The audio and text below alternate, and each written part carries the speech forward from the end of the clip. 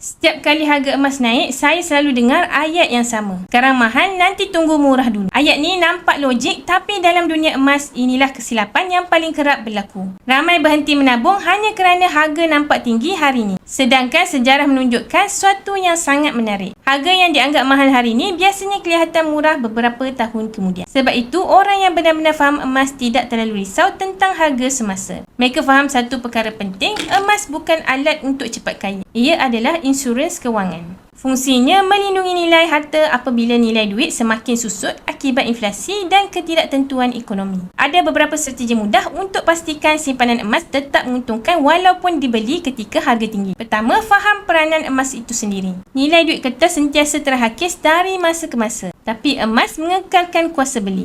Harga yang kelihatan mahal hari ini boleh jadi murah dalam tempoh 5 atau 10 tahun akan datang. Kedua, gunakan strategi dollar cost averaging. Daripada menunggu harga sempurna, beli sedikit demi sedikit secara konsisten. Apabila harga turun, purata kos menjadi lebih rendah. Apabila harga naik semula, simpanan anda sudah berada dalam keuntungan tanpa perlu meneka pasaran. Yang ketiga, simpan emas fizikal. Emas yang boleh dipegang sendiri adalah aset sebenar.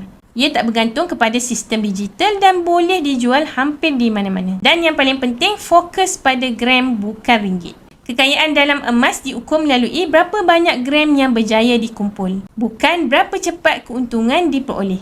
Beli emas ketika harga tinggi bukan satu kesilapan, ia sebenarnya tanda seseorang tu sudah mula fahami cara melindungi masa depan kewangannya.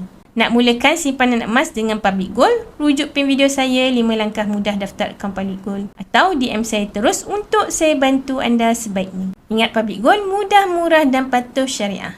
Jemput follow.